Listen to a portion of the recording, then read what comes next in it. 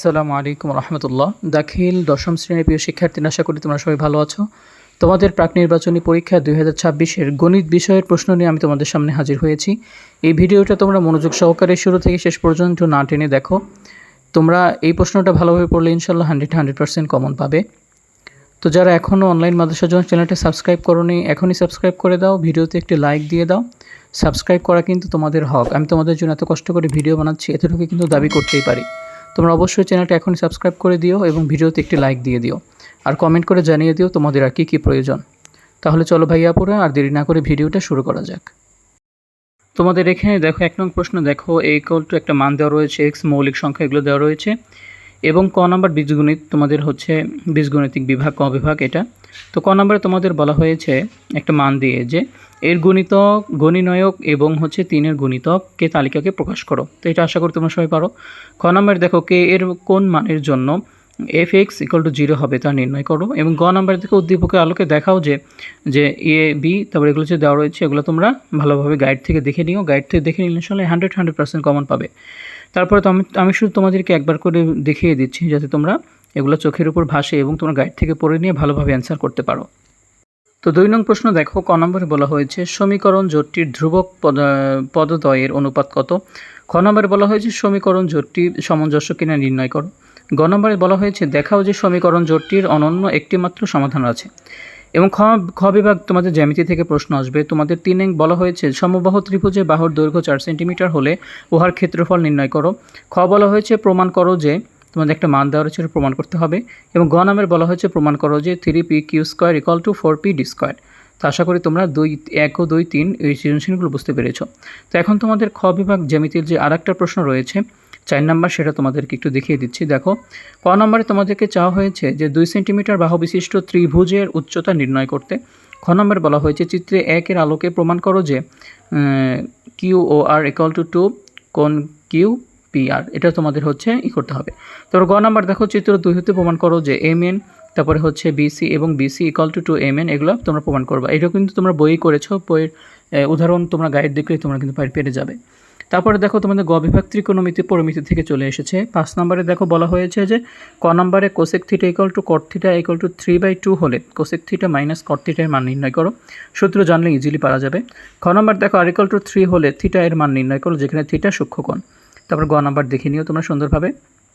তারপর দেখো তোমাদের 6 নাম্বার তোমাদের আরেকটা প্রশ্ন আছে। এখানে ক নাম্বারে বলা হয়েছে যে সমবাহু ত্রিভুজের প্রত্যেক বাহুর দৈর্ঘ্য 7 সেন্টিমিটার হলে ক্ষেত্রফল নির্ণয় করতে।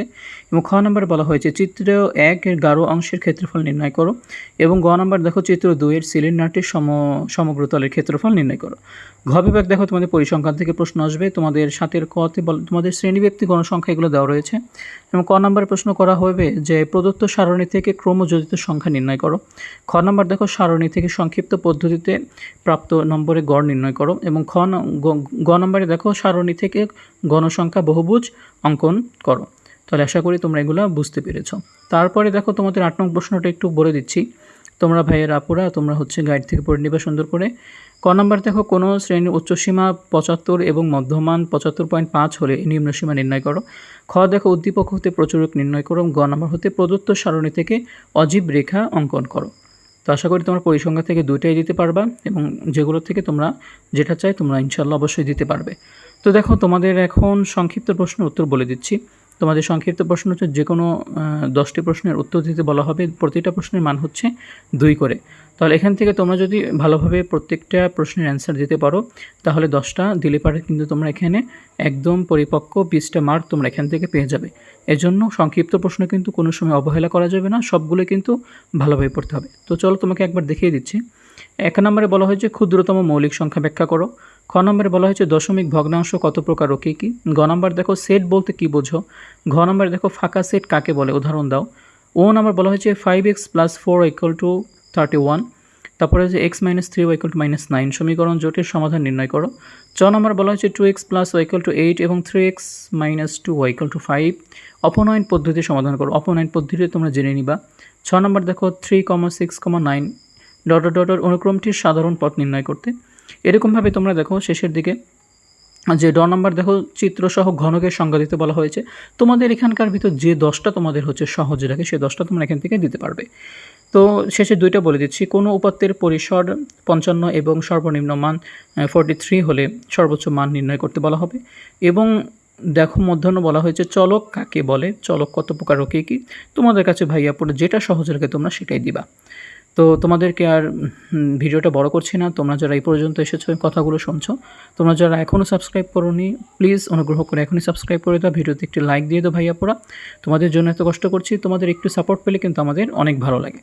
তাহলে তোমরা অবশ্যই সাবস্ক্রাইব করে দিও। আর দেখা হচ্ছে নতুন ভিডিওতে। আর কমেন্ট করে জানিয়ে দিও তোমাদের আর কী কী প্রয়োজন। তো ঠিক আছে, সবাই ভালো থাকো, সুস্থ থাকো, ভালোভাবে পরীক্ষা দাও। আসসালামু আলাইকুম ওয়া রাহমাতুল্লাহি ওয়া বারাকাতুহু।